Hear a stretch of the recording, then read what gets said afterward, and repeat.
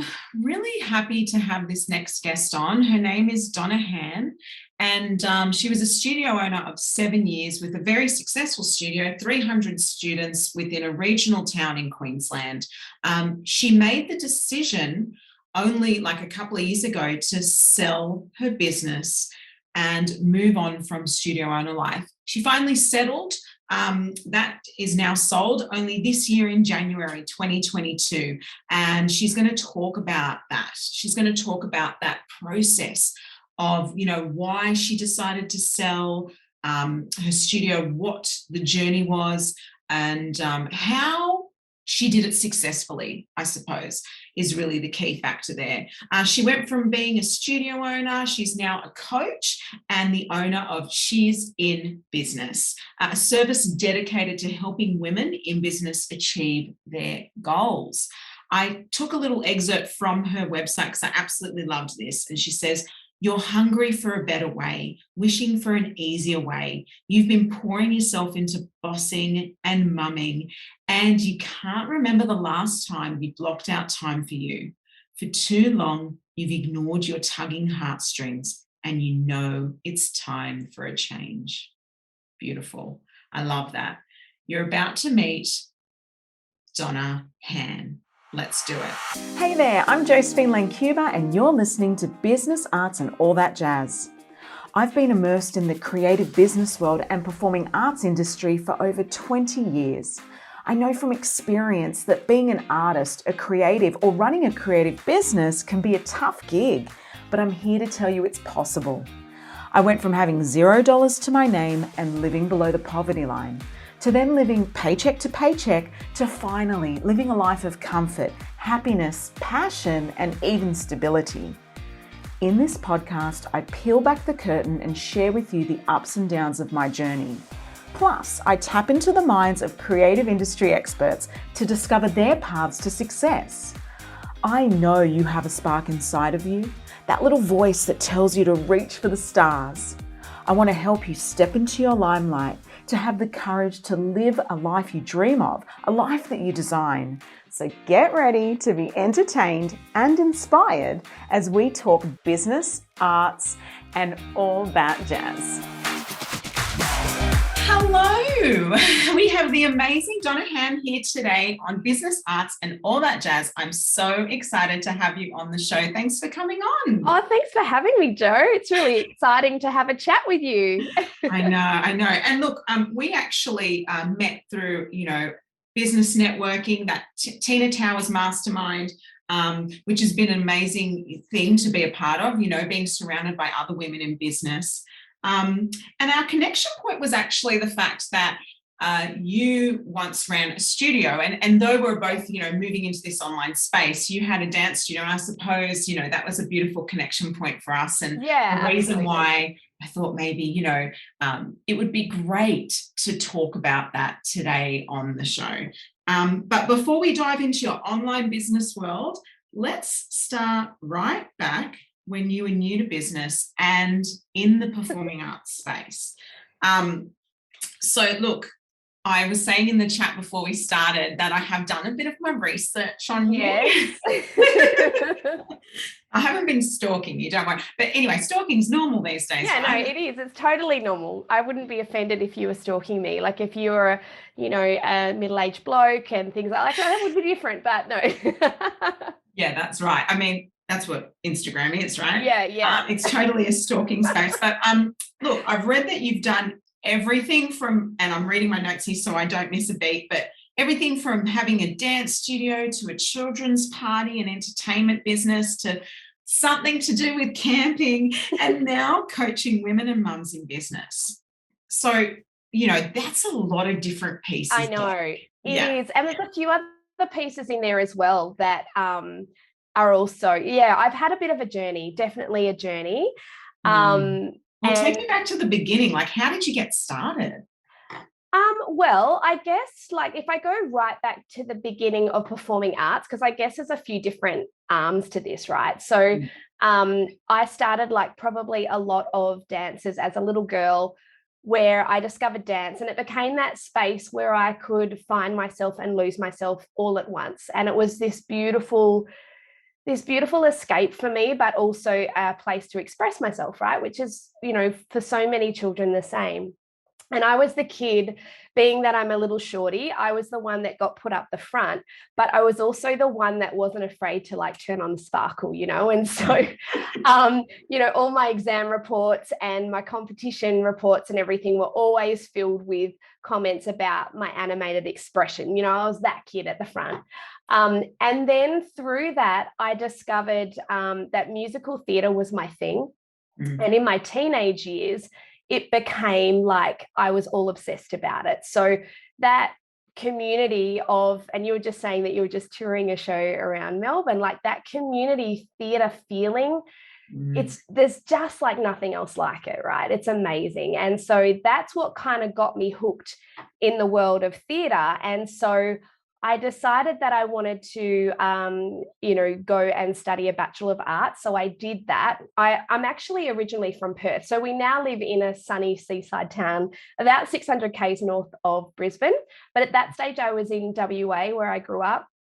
And so the children's party business came along because I was studying performing arts at uni and I needed some extra cash on the side of working in cafes and all of that sort of stuff as you do as a uni student. Yeah, absolutely. And so that was a really fun thing that I did, that I could turn up as a children's party character and, take the pressure off the parents and just, entertain them for a couple of hours. And I loved it.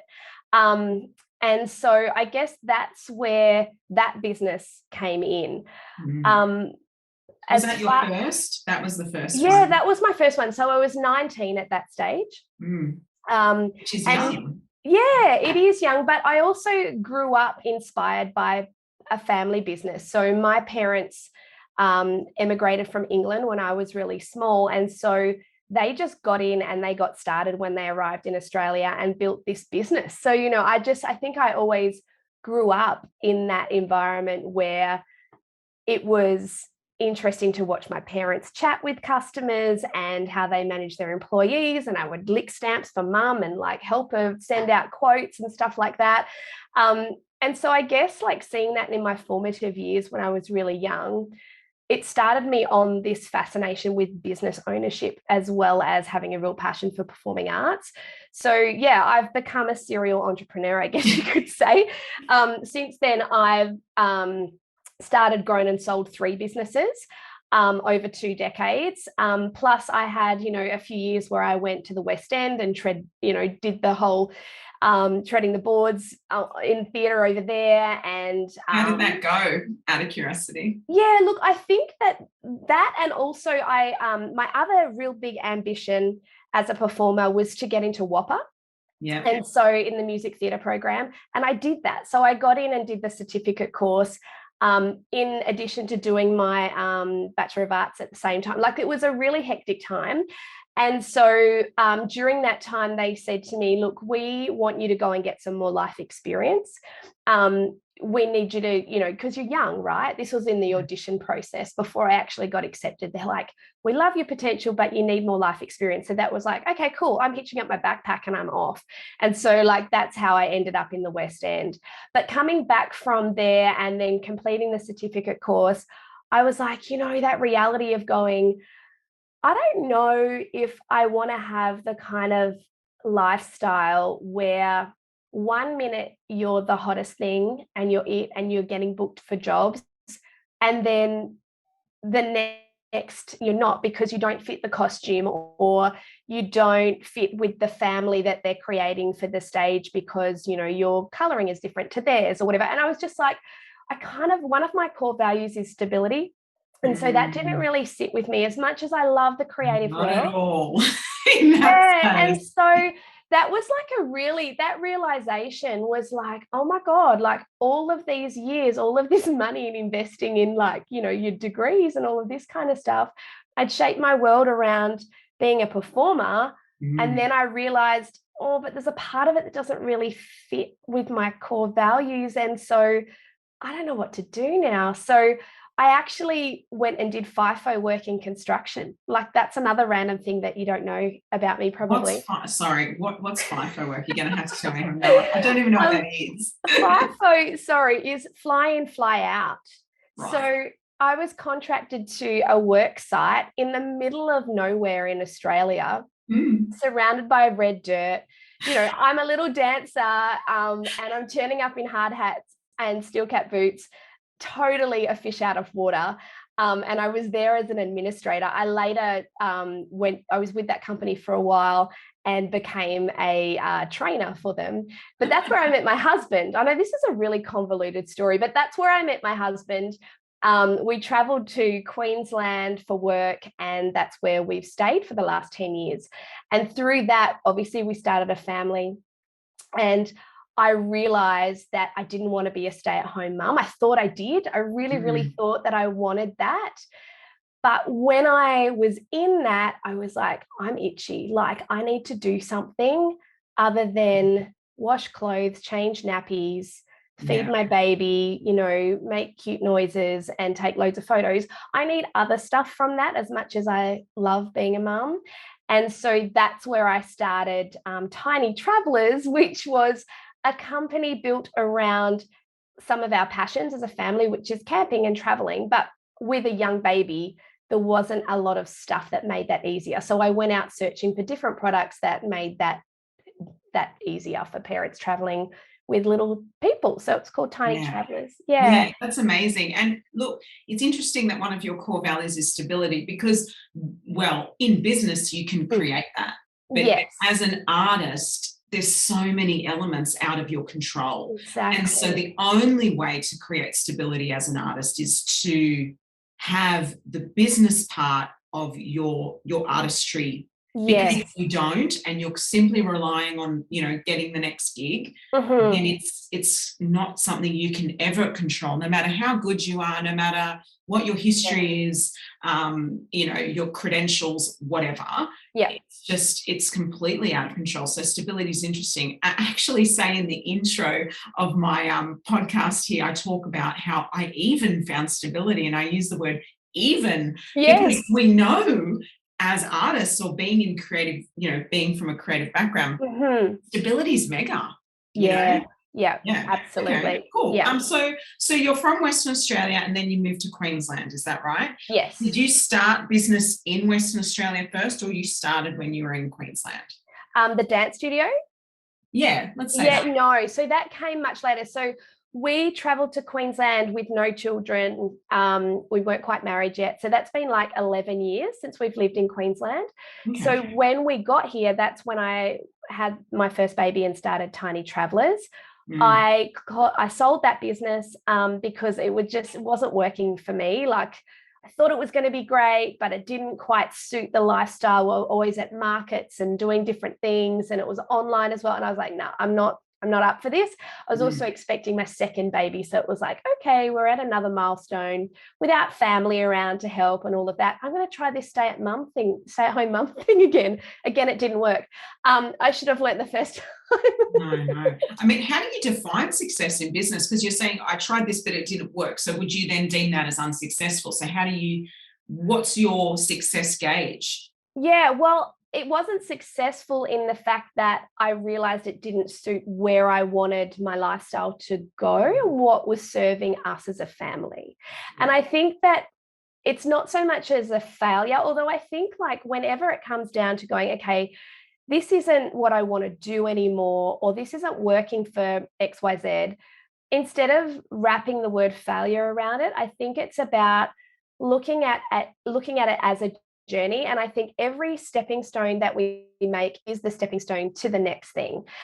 And I am a lifelong learner. I think most people are. And also, I think if you don't allow yourself to grow and develop and change and evolve, then I don't know. I think if I did the same thing when I was 19 and never did anything different, and I didn't evolve, I don't believe that I'd be the person I am today. And so I think it's about accepting that as humans and as business owners, we evolve and we change and we want different things. And when you go through a new season of life, like becoming a parent, that's massive. Yeah. But also, as you go into different ages, like I'm 40 this year. And so, I know I'm sort of jumping around a bit. 40 in January. Woo, woo, the 40 club. Woo. But, like being a dance studio owner and trying to dance around the studio, it's harder than it used to be, and right. So there's different seasons that happen where we have to evolve with that. So, yeah, but How long did you run the studio for? How long were you actually? It was 7 years. Oh, so quite some time. Yeah, some time. So the studio came about after the birth of my second child. So I had a 6-month-old and a 3-year-old when it was like, okay, I know I can't be a stay-at-home mum. What do I want to do? And I wanted to go back to my passion, which is the art. So it kind of came full circle a little bit there. And I was like, well, I know that here in the area where we live, there wasn't a studio that was doing more than just dance. So what I wanted to create was a dance studio where kids could come, and they didn't have to be the best dancer. They didn't have to be the perfect shape of a dancer. They didn't need to necessarily live, breathe, eat, sleep dance. They could just come there and do one class a week if they wanted to. But underneath the skills of learning dance, they were learning confidence. They were learning social skills. They were, building life skills that they could take outside of the studio as well. And so that became a big part of our branding. It became a big part of our core values as a studio. And I think that is what paved our success. So we grew from 0 to 300 students in about 2 years. And that's a great result. And particularly because we're in a small regional town, like we're 600 Ks above Brisbane. And like when it got to that stage, my kids weren't quite at school yet. And I didn't appreciate the size of it until I started looking at primary schools. And I was like, holy crap, my dance studio is bigger than this primary school as far as student numbers, So that was like a bit of a whoa, But yeah, so it grew really quickly. And it was very successful. And I think the reason that it was is because we're very clear about what we did and what we didn't do and what our purpose and core values were as a studio. And that didn't include being the best dancer. It didn't include cleaning up at competitions. It was about the child, and it was about their journey through dance and the different things that, make dance so special. Which for me was all about creating a really safe space, about creating friendships, about connections, and being able to be confident enough to go on stage and then use those skills outside in the big wide world, Yeah. Now you say that after 2 years you brought it to 300 students, and we know that you had it for 7 years. So what year did you actually go to sell, and how many students did you have when you started to think about that decision? Yeah, so we kind of we kept it around that 300. So I had 2 different locations because being a small town, like I sort of needed to diversify into different locations to get those numbers. But it was a bit of a journey, I guess, getting to the point of wanting to sell. Where do I go back to? I think because I was going so fast, so hard at the success for that business, I reached burnout in around, I'm going to say 2019. So we sort of started at 2016, 2017. So yeah, around that 2000. So 3 years in. Yeah, because it was like hard and fast, Right. And I had a 3-year-old and a 6-month-old. Yeah. And I don't have my parents here. I don't have my husband's parents here. He works shift work, so 12-hour shifts plus an hour travel each way. He does days and then he does night. Like it was really hard and tough for us there. And, eventually that did have a really big impact on our relationship, which is a whole nother story. And a whole nother journey, which we've come back from, but that was really, really tough. And so, and around, where are we, 2019, so 2020 was like COVID, right? Like that's when all that started. And that's exactly it. That would have been a real tough trot. Yeah. So, we built really quickly. And then it's that sustainability of like keeping your retention levels high. And there's not a lot of teachers around this area because it's like an industrial kind of town. So it's not like you've got a pool of teachers or dancers that you can pick from.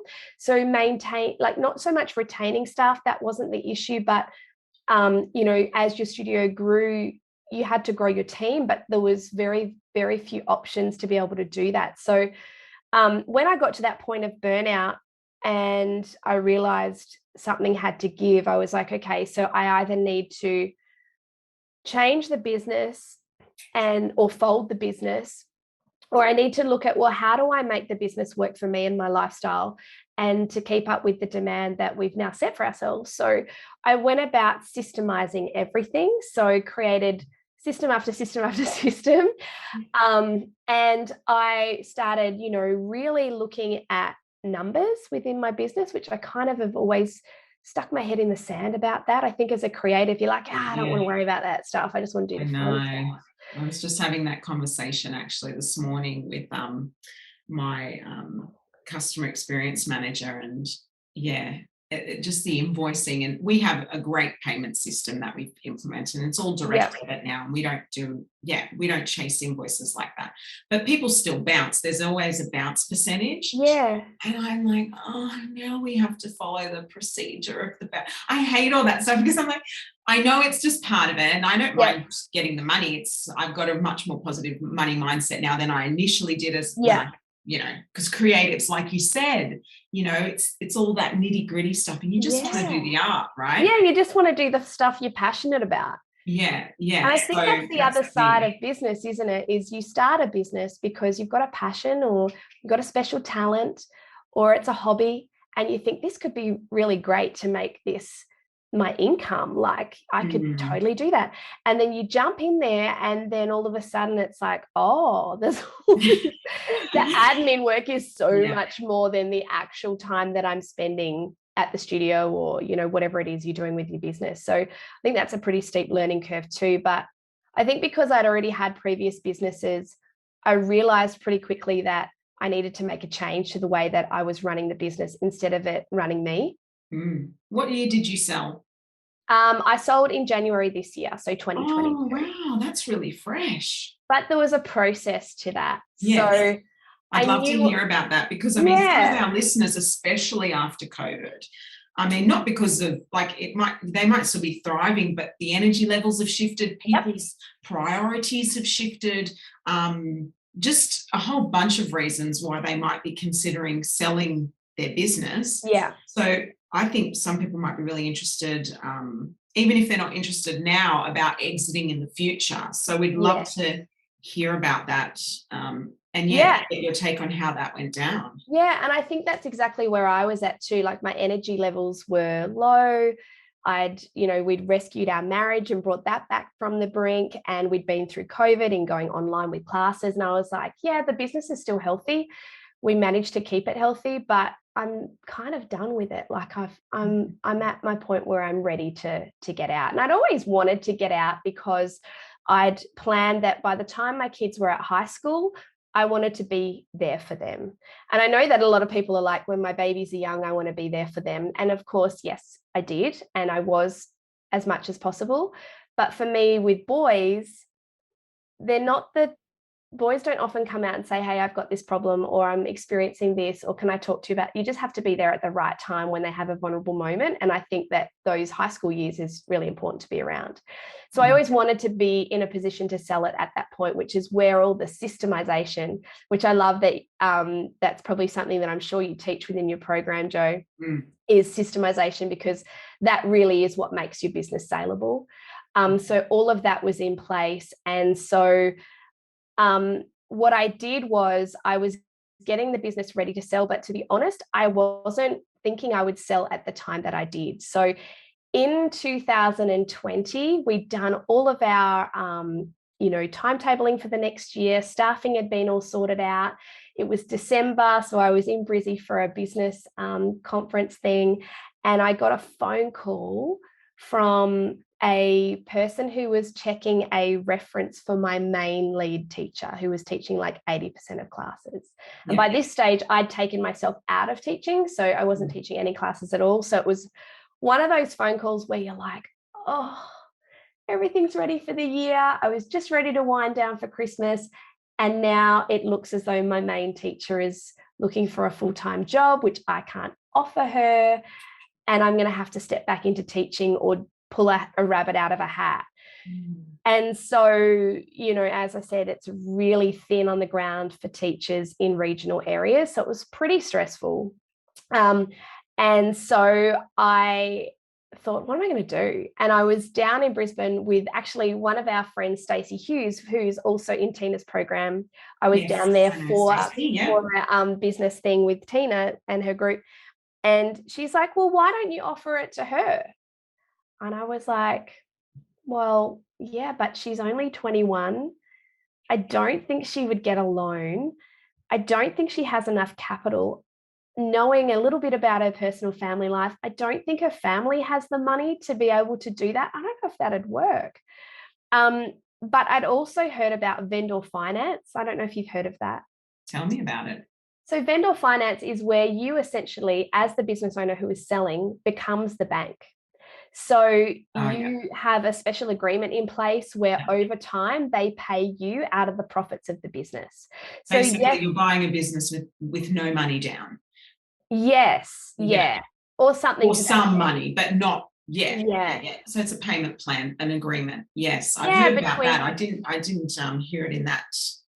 How did you describe it? Vendor finance. Vendor finance. Okay, amazing. Yeah. So I'd heard about that, and I did a bit of a digging around about, okay, how would that work? And I thought, you know what, bugger it, I'm just going to call her and say, let's have a chat. So I think I was in Queen Street Mall. It was very like off the cuff kind of decision. And I'm like, hey, I just got a call about a reference. She was like, oh my God, I was going to tell you about that, but I hadn't had the chance to. I'm like, it's cool. But this is what I'm thinking. Would you be interested in purchasing the dance studio? And it just took her completely by surprise. But I kind of like just on the spot said to her, you know, this is the income, this is the profit margin, this is the sort of lifestyle that you could expect to lead from that, and kind of just was really transparent over the phone to give her the opportunity to really think it through. And then from that point, we made a decision to have a meeting about it. In the meantime, I'd contacted a lawyer. She'd given me some advice around, you know, putting together a bit of it was called a heads of agreement, which is basically, you know, you have your standard contract of sale, which is very, very much like when you buy a house. It's kind of, you know, pretty black and white. It's very the same for everybody. But your heads of agreement kind of goes into more about the clauses, special conditions, the buyout term plan, all of that kind of stuff. So what we agreed on was that being, as I said, she was very young. She didn't have a lot of capital behind her. And I knew she wouldn't be successful in applying for a bank loan. She didn't have a car loan, let alone, you know, any history to kind of, for the bank to go, yep, we'll give you, you know, lots of thousands of dollars. And so what we did was I said to her, so now we're in December, classes start again the end of January. I don't feel that that's really fair to expect you to jump in and take this business on. You know, we're closed. So how can I train you up when there's no business to train you up in right now? Right. So what we agreed on is that she would pay me a deposit for the business over that 12 months, the next 12 months. So essentially 2021. And I would mentor her throughout that entire year, where she would work one-on-one with me behind the scenes. No one would know about it. It was very, very confidential. And she learned all the back end of the business. She was also teaching, as I said, 80% of the classes anyway at that stage. So it just was an opportunity for her to really get into the nuts and bolts of the business that previously she was unaware of, just being a teacher and not being involved in admin at all. And it gave me the confidence that she would be able to run the studio and make a profit from it and then pay me the year after. So it was a really long process in that the first 12 months was her paying me a deposit and me training her up. And then this year, 2020, I'm completely hands off. And she's paying me quarterly from the profits of the business. And by the end of the year, I'll have, the full amount that we've agreed upon. But for me, that was a safe way to ensure that I would get my money at the end of, 2020, because I'd spent the 12 months training her out. 2022. Yeah. So, it's a long drawn out. You're still at the beginning of the pandemic, Donna. Yeah, I am. Sorry. Those 2 years are just a bit of a blip. Hey, it's like, yeah. Okay, so that's interesting. And I assume you would have gotten someone in to do evaluation. Well, or you didn't. No. Which, different businesses do it in different ways. I got advice, and I was just really transparent with my P&Ls with her. And I'm like, this is generally the way that they do it. So it's usually 2 times your profit margin is your sale price. So that's kind of what we looked at. She, we'd built so much trust over the years that we'd worked together, because she'd worked with me for 2 to 3 years, I think, by that point. So there's a lot of trust there that we built together over that time. And, I was really transparent and open about it with like my numbers, and so she was happy with that. I was happy with that. We did get a formal agreement drawn up by a lawyer. Yes, absolutely. So that was absolutely done and dusted. Yes. And, I made it really clear to her that she was in a position of being really fortunate in being given a 6-figure studio at the age of 21 without having to pay bank interest, without having to go into debt, and having someone that's going to spend 12 months to train her. It wasn't a walk-in, walk-out sale, and so she understood really clearly, because I made it really clear that that was an opportunity that, doesn't come very often in a lifetime. And so the expectation on my part was that she wouldn't default on payments. And if she did, then I would be, taking legal action, because I'd been so generous in what I had done, that my expectation that she would, fulfill her part of that as well. Yeah, that's amazing. Actually, I did something similar. I have never sold a business, but I have bought one. Funnily enough, one of them was off my sister, and we had that agreement, but it was a bit more lax because it was family. But actually now I wouldn't have been so lax. I think I would make sure that we have it all properly written and done, because even with family, like, that's even worse if you don't have it down on paper. Absolutely. Because then there's too many grey areas. But we were fine. We did what we said we were going to do. But it was the same situation. This was years and years ago now. I bought a little dance studio with only like 40 students in it or something. And we did the same thing, that from the profits and what I gave her a payment over time, and that was it. And it can work out really beautifully. But I do think that there is a lot of trust involved in doing it that way, because I guess, like, she could fail her payments and then I don't get anything in return for the beautiful business that I've handed over to her.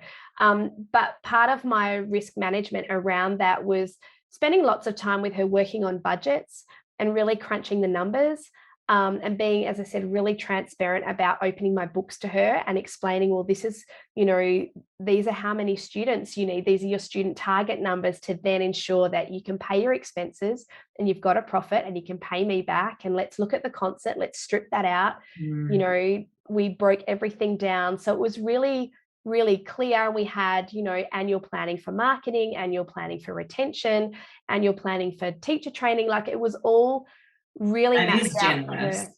Yeah, because, well, if I didn't do that, then how is she going to swim? It's that whole thing of teaching someone to fish, right? And so I was happy to invest my time in teaching her all those things. And, like, let's face it, like, I love coaching and mentoring. That's now what I do as a business coach. Yes, absolutely. So move into that. So I can see how really I enjoyed doing that with her. And this year we do a quarterly meeting, which is basically for me to look at her P&L and help her if there's any red flags that I can see.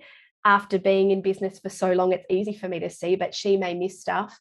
And just to have a bit of a debrief, to ask her about all the different elements of how things are running, so that if there's anything that she's struggling with, she's got me there every quarter to bounce those ideas and ask for advice. And by the end of the year, she'll be, well and truly have paid the business off, and she'll be feeling super confident. The last thing I wanted to do was hand over a lemon, you know what I mean?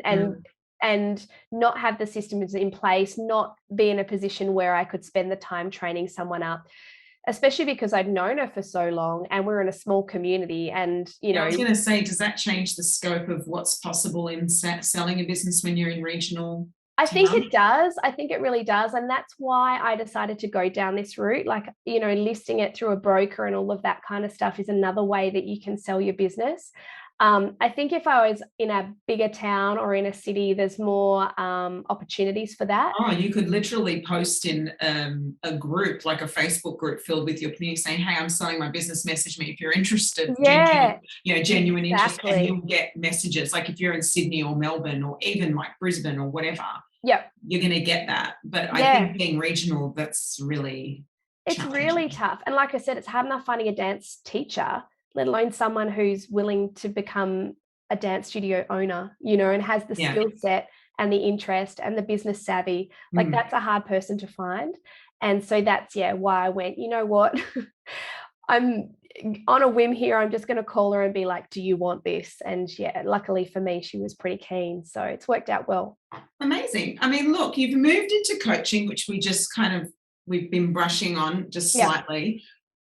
I'm interested because you have, from what I've gathered, you've decided to mentor mums and women in business. Yeah. How come you didn't actually stick to, I guess, what people would perceive as what you knew? Like why? Yeah, to be like a dance studio owner. And not performing arts or creative business, or why niching into the mums and women? Because I think I see so many mums with super talents, right? With really great skills.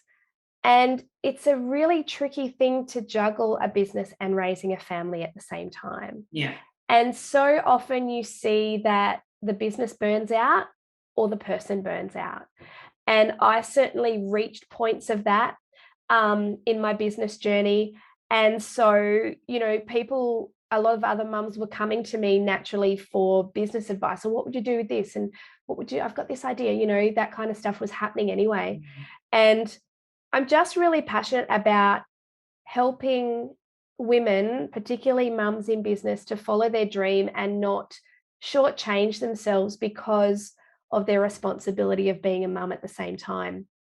In my experience, I found that being a stay-at-home mum wasn't enough for me, but also the opportunities to find a part-time job that work within school hours, that what do you do during school holidays? And, there's so much that you have to think about as being responsible for little humans. Yes.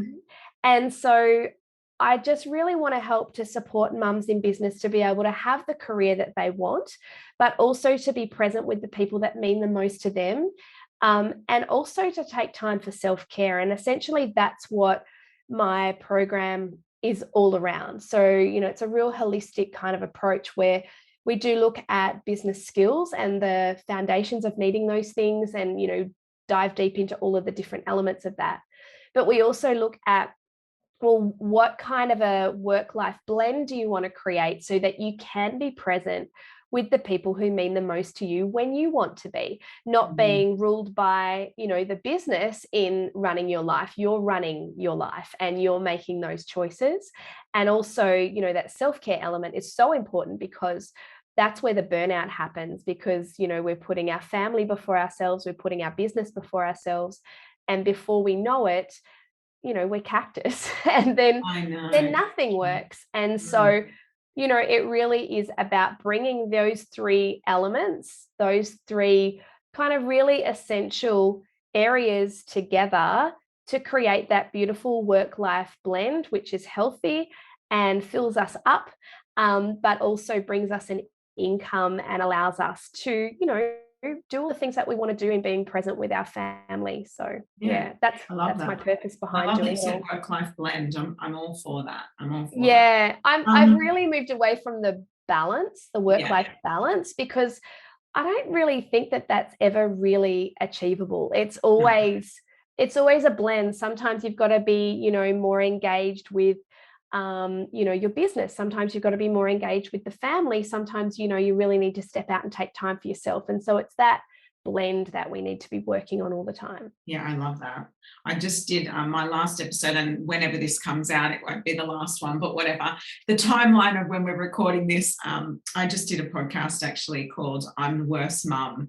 And but it's meant to just talk about all those moments that I wasn't a great mum, but I suppose we talk about that work-life blend as well, and how you just got to forgive yourself sometimes. Absolutely. And you know what, like, I think that's the thing. And I love that you bring that up, Jo, because, you know, it's so easy to look at other people and the way that they do it and go, how the hell do they do it? And I can tell you, even though I feel as though I've got a great work-life blend, it hasn't come without big learning curves where it hasn't been that way.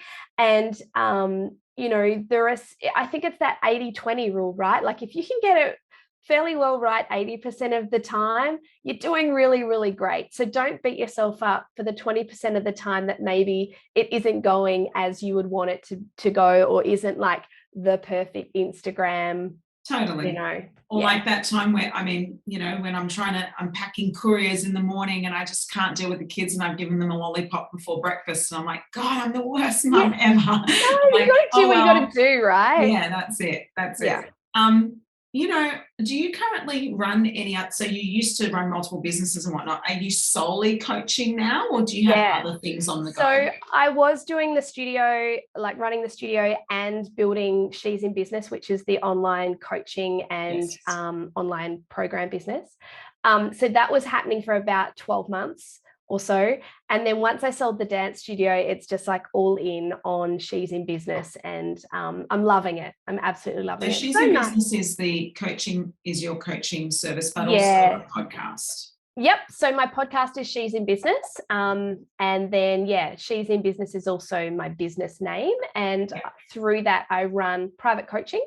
And I also have a program called Ready to Rise, which is, as I pretty much in a nutshell explained to you before, it's that 3 elements to building a work-life blend in a really healthy way. Yeah. So now, and there's been some heated discussion online recently about the word or term mumpreneur. So I'm going to ask you, mumpreneur, yay or nay?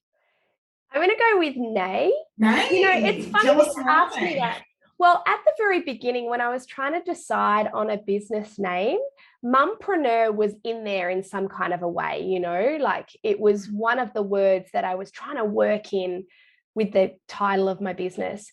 And I put it out there, you know, I did my bit of a test and a research, and I put it out there. I'm like, what do you guys think of this? Like into Facebook groups and all of that kind of stuff.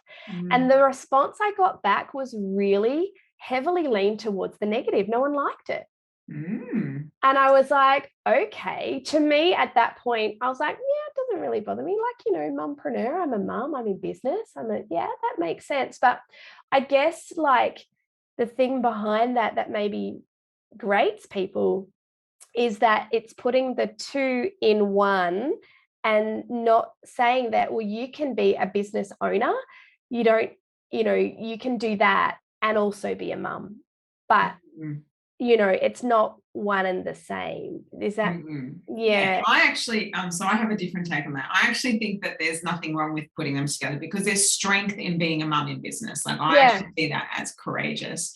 So I don't have to identify as like saying, oh, well, there's no dadpreneurs. Like I don't worry about any of that. I just think, you know, it's just a way of defining a woman in business, and you know, that you can kind of unite with that concept, you know, so and that's but I hear you. So many people are nay. I get it. I know. And that was why at the beginning I was like playing around with that word, because like you, I'm like, that's like, you know, it doesn't really bother me. But then the response that I got was really nay, and I was like, ooh, okay, well, clearly I'm not going to create a business name around that. That would not be good branding. I didn't go down that path. Now, if you could say anything to business owners looking to sell or get out to start something new, what would you say to them? I would say systemize your business. because the value of your business is in your systems. You want to be able to provide a business that someone can walk into and start following your systems and the business remains the same.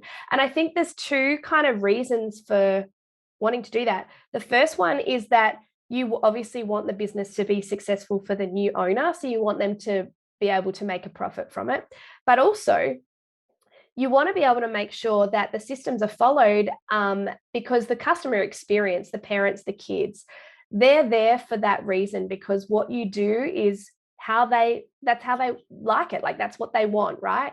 And if you've built a business that's really successful, they're coming to you for the experience. And I don't believe that in any business, people initially, they will come for whatever it is that you're providing, the service or the product, but they stay because of the experience or because of the community, because of the way that you serve them. And so putting all of that into a system is what's going to make your business saleable. If you don't have those systems in place, then I don't actually know what you're selling.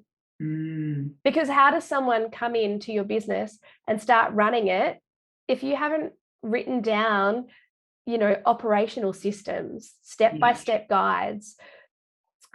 Essentially, you're selling either, a building or equipment, or you can't sell your students because there's nothing keeping them with you. They can up and leave at any time. So the value in your business actually comes from your system. So that would be my tip in wanting to sell.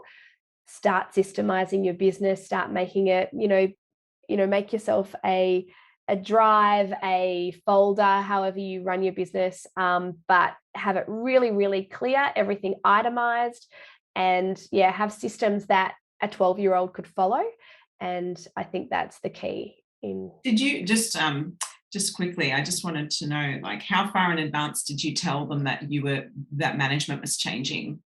My staff or the actual clients? That was really tricky. Because you want them to stay for the new owner. Yeah. So we did a change management plan, which again is probably, thank you for raising that, because it's something that's also really important too. So the initial conversation and the contract of sale was absolutely confidential for the first 6 months. So then 6 months before it was going to be handed over, we told the team that they were told to keep it absolutely confidential as well. We needed to bring them in on the conversation and let them know, because it was starting to get a bit icky. It was just like, people, because we're such a close-knit team, as many studio owners are, that people were starting to pick up on different things and, not necessarily asking the question, but you could see them kind of like, that's weird. How come she's not, and so we informed them of it, but, we said to them, we need to keep this confidential because we need to manage this change and roll it out in a way that's going to be beneficial for the business, so that it doesn't fall in a heap. And so then we did our re-enrollment process, which for us usually starts in like October, November. We then went on school holidays, and when we came back in January, we allowed everyone to settle in for the new term, because you know what it's like getting all your new students in, like it can be quite a hectic time. And I had removed myself from the business so much over the 2 years leading into that. I wasn't teaching classes anymore. I had a studio coordinator who was managing all the admin and everything, that I was the face of the business, but I wasn't at classes every day. I wasn't. Yeah, that's like me with my musical makers club. Same. Yeah. So, there wasn't I wasn't expecting there to be like a big outcry of where's Donna. I was hoping that if I'd done my job properly, most people, wouldn't realize or wouldn't really mind. And so then in the February, we made an announcement. So we recorded a video together. We had, planned out a newsletter that went out. There was a whole series of marketing that followed via Facebook and Instagram. And I made personal phone calls to our students who had been with us for the entire 7 years, or, had been an integral, loyal customer for a long time, that I thought may need that reassurance that it was all going to continue the same way. And so Yeah, so it again was a long process, but it was a gentle process. And I think that has paid off because we haven't lost a lot of students from the changeover of management. I love that you And still say we. I know. And that's, it's really funny, Joe, because you're like, can you come on my podcast and talk about selling your business? I'm like, yeah, I probably need to do an episode on my own podcast about selling the business because I haven't done that yet.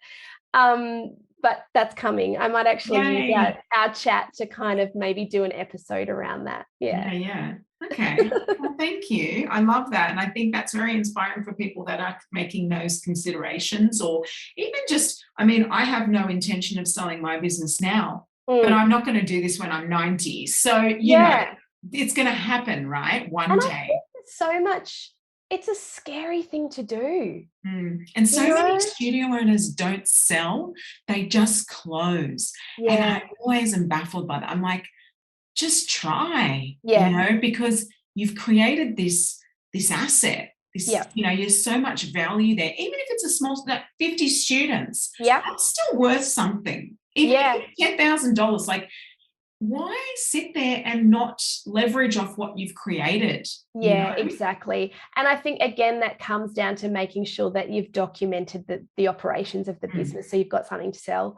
But I think there's a lot of fear. I don't know, I sat with fear for a long time in selling it, because like what we spoke about, circling back to that word fear, it was actually my hesitation in selling or closing, or, just even considering not being a dance studio owner, was, what would that do to the rumor mill in a small town? Like, would it be like, what would people be saying about me? And, dancers don't give up. Like, we're the most tenacious people on the planet, right? Like, we keep going and going and going until we get that turn right. So, there was a sense of, well, if I'm selling or closing, like some people I know, as you said, go down that route of they've had enough, there's this sense of, well, I'm giving up. And if you've been trained for so many years that you don't give up, that can be really hard. And it's about flipping that mindset in that, no, I'm not giving up. It's just not serving me in the way that I want. Like, am I living my best life every single day? Is this lighting me up every single day? Or is it not? And if it's not, well, then you're not giving up. You're just making a change for the better. And I think it's rephrasing it like that, and then taking some time to sit with it. Jane Gretsch, right? Yes. And so she was actually one of the first people I interviewed on my podcast. Right. So I got to know Jane Gretsch through DSOA, and she was one of the coaches within that group. And I find her really, she's inspiring, right? She's warm. She has a warm she's lovely. Yeah. And so, I remember her saying something along the lines of like, imagine if you woke up and your business was gone, how would you feel? Do you really want to let this go? And for many, many, many months, I would be like, oh, I don't know. And then COVID happened, and it was gone. Like, we were online classes, and that was like a real shake up to be like, okay, so here's the day that she was talking about, except it wasn't my choice. How do I feel? And that was a moment of going, well, actually, I'm not missing it. I'm feeling okay about not being like running it the way that we were. It was still going, but, very different. And so that was a moment for me where I was like, okay, maybe I am ready to move on from this. And the other thing was, I have another friend who's a studio owner based in Sydney. And I remember calling her up one day because I was just at my wit's end with it all. And she's like, you can't make this decision on a bad day. You can't make it out of haste. You need to make the decision to move away from your studio or close it or sell it or whatever the decision, you want it to be. Make it on a good day. And so I'm a big journaler. I don't know about you, Joe, but one of the things that I find really helpful if I'm feeling unclear or just a bit scattered or just emotional or, just that place is to journal. My journals aren't that interesting to read. Sometimes they're dot points, sometimes they're drawings, sometimes, like they're very random. But I think when you keep writing down the same thing month after month after month, and then you read it back and you go, okay, I think I need to do something about this. Yeah. Who or what inspires you, Donna? I'd love to know that. Who or what inspires you? I don't know. Other women a lot. Other women who are, following their hearts, doing what they love and doing it well. I find that really inspiring. And courageous women as well. Like, I read the book Untamed by Glennon Doyle. Have you read that book? I haven't. It is amazing. Yeah, it's really gutsy and courageous, and I love work by Brene Brown. I love her work. So I guess I find that sort of stuff inspiring about bringing the heart into everything that you do. And that's probably what has spurred me on to move away from the dance studio ownership, even though it was a super successful 6-figure business, and it was literally running without me for the last 2 years. And there was points, and there has been points since I'm like, why did I give that away? Like, I actually wasn't doing much anymore, but I was just, collecting the paycheck at the end of the month. But my heart wasn't in it anymore. Oh, no, there was a lot going on there. You set that up that way. So. Yeah, but, sometimes you question yourself and you go, why did I do that? But my heart wasn't in it, and it wasn't working for my family. And I was ready for the next evolution, which is moving into business and coaching and helping other mums in business, other women to succeed and, do what they love to do alongside being a mum as well. So that sort of leads me into my final question, really, which is, what's next? Donna, what's next? What's next? Well, I'm going to keep building my podcast. Lots of episodes coming out every week on loads of different topics. I have my Ready to Rise program, which is a 12-week program, 7 modules, weekly coaching calls with me. And I'm looking at building a membership. So, doing some really great work, bringing in other guest experts to do masterclasses, and just taking people to that next step in sustainability for their business, in building business for the long. I think, when I think about my whole journey, not just in business, but as a person, has been about supporting, uplifting, and inspiring people. And I think I do that by, I support by doing the training and offering my advice and, doing the coaching. I try and inspire people by bringing really interesting guests onto my podcast, and the master classes that I'll do as part of the membership.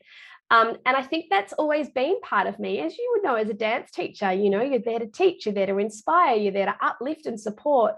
And that has always been my journey. And I think it's always going to continue to be that. I will always do that for in my lifetime, but it's just in a slightly different way now.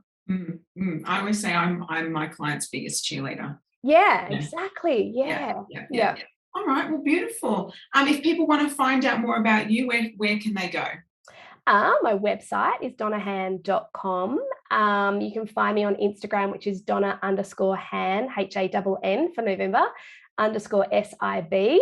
And my podcast is She's in Business. So okay, great. Well, we'll put some links in there for everyone in the show notes as well. So grateful to have you on the show. That's been such an amazing conversation. Thank you, Donna. And it's been great. Thank you. Thanks for having me. Okay, take care. See ya. If you enjoyed listening and would like to hear more, be sure to click subscribe. If you're really feeling the love, share us with your friends. To work with me or to simply find out more about the magic of creativity, arts and business, head to my website josephinelancuba.com, and you can find me on socials. I also have a book that I've co-written with a bunch of amazing entrepreneurial women called The Women Changing the World, and you can grab a copy of that at josephinelancuba.com/books. Thanks for listening.